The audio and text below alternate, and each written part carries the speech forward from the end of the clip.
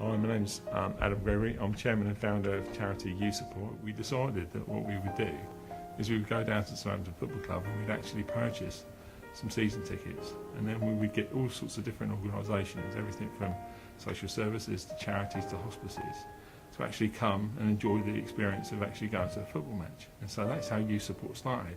But the amazing thing was, it literally started at Southampton Football Club, because when we walked up to the kiosk, they said to us, you need to be a charitable organisation.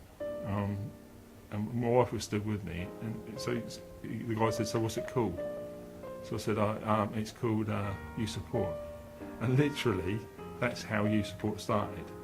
So we bought some season tickets, and then what happened was, and this is the amazing thing, is that we realised it was a fantastic thing to do, and what a massive difference it made to the kids. But then we realised that the kids in Portsmouth would love this. So we talked to the people in Portsmouth. Before we worked with Youth Support, you know, if there was a child in a wheelchair, you just can't fit them in here. There is no available seating for children in wheelchairs. Now, anybody who phones up and wants to be a mascot, I can say, yep, not a problem. So we've had kids with cerebral palsy who've been on their crutches that can have the Youth Support teams, children in wheelchair. We've got a little girl, we have 3 puppies that are the little ones off the big mascots. Yeah. And again, we can say yes to everybody. So it's made a huge difference. For the kids, when they're sat pitch side, it must make a massive difference. Oh, it's brilliant for them. You know, it's quite difficult at Portsmouth because it is such an old stadium for accessibility. But where we've got, you know, the Youth Support tickets, it means it's completely accessible. The stewards are trained up in the area as well, so for the ambulant disabled, it's perfect. That as makes well. a massive difference. A huge difference, because it's not only for the youngsters with, you know, physical, but you know, the autistic children and things who might have an issue with the noise. You know, we can come in, they all have the ear protectors and things now, so, you know, it's ideal. It makes a massive difference to actually be able to see the sporting heroes, or to watch something firsthand is just an amazing thing, especially if you never thought you were going to get the opportunity. So as I was coming down to our level and I was saying to James, did you enjoy the day, James? What he did was, bless him, he brought both his hands up and he grabbed hold of my hand. And his dad David said I was going to say thank you. But I think James has said it for me, and that was the first time I thought, Jesus, we can really make a difference. I apologise, but we can really make a difference to these kids. And that was the first game we ever did. And we got chatting with Adam and Tracy throughout the years, and in 2009 they asked me to be their first ambassador for the charity. I was honoured and said yes. Since then I have helped them raise money and promote the charity in any way possible. My biggest highlight is, in 2012, I was nominated to carry the Olympic torch for all the community work I've done for Youth Support and how I have helped many kids in the past. That was a great honour for me, and I got the opportunity to carry the torch in my hometown, which was an honour to see all my friends and family cheer me on. Back in 2010, I got the opportunity to take penalties at Wembley. I mean, I do crazy things like I write to the Prime Minister and tell him what I think. Then I get invited to the Cabinet Office. Then I end up with a reception at Downing Street, right? Because they get what I'm trying to do. Then I write to the Deputy Speaker of the House of Lords, and before we know it, I'm having 3 receptions at the House of Lords. It's just the most amazing thing, because people are geared up to want to try to help you. Then I'm watching Harry Bikers, so I'm watching David and Si and Harry Bikers, and then this is how crazy it is. I thought, wouldn't it be great if we had a community camp, right, that actually was funding the stuff that we do through Youth Support. So everybody loves a cup of tea, we're a nation of tea drinkers. So I thought, if we had our tea rooms, that would be just an amazing thing to do. So this is how crazy it is. I phoned David and Si up and said, this is what I want to do. What do you think? And they went, yeah, go for it. And that's what it's like. So we've built charities to help fund other things. But people don't understand what charities is about, how it funds Youth Support or helps to fund Youth Support and helps to make a difference. I've got a thing that I would love to be doing, which is called Hug a Bear, Show You Care. Now, every one of us has got a teddy bear.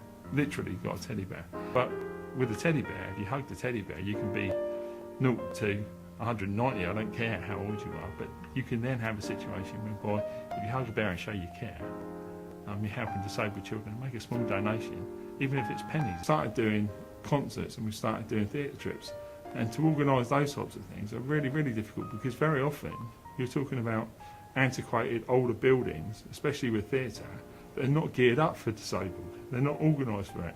So even mega theatres like the Mayflower Theatre has seats at the back. So if you're 7 years of age and you're in a wheelchair, right, if you're sat at the back, you're not really seeing anything at all.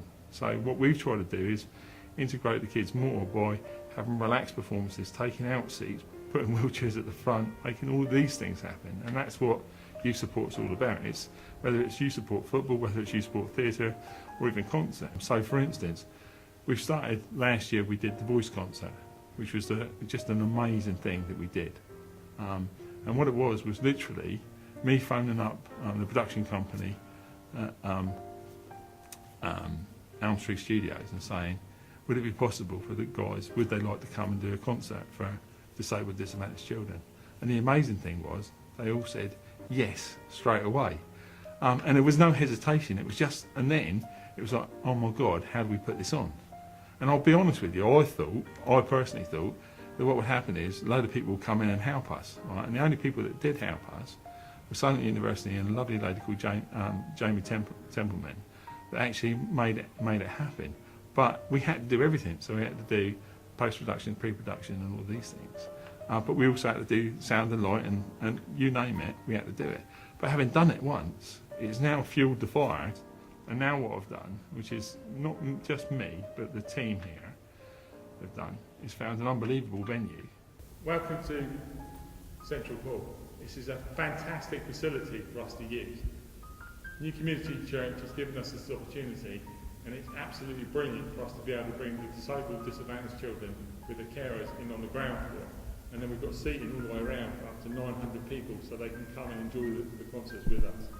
It's actually going to be marvellous to actually hold the concerts here, because it is just such an exceptional place. What would be really good, right, is if I took all of you to a concert. Would that be good? Yeah, would you like that? We're going to do the voice concert first, but we're definitely doing this May the 16th, right? Saturday, May the 16th. So I'm going to make sure everybody's got a ticket in the voice. Okay. Rita Ora. Okay, well I could ask her, couldn't I? Well, shall I ask Rita Ora if she could come? You know everybody, don't you?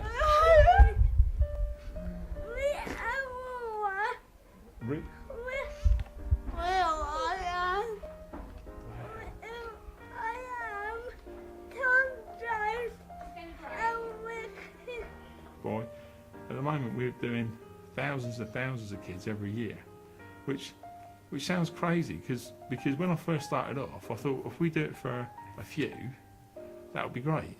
But now what's happening is that what we're doing, I hope, is making a difference to a vast number of kids, but also touching their lives. So I don't know what it means to them. You'll have to ask them what it means to them.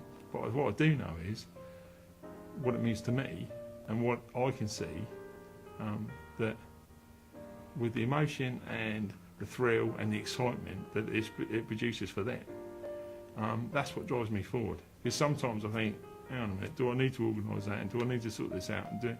Yeah, I do actually. It's probably the best thing I've ever done.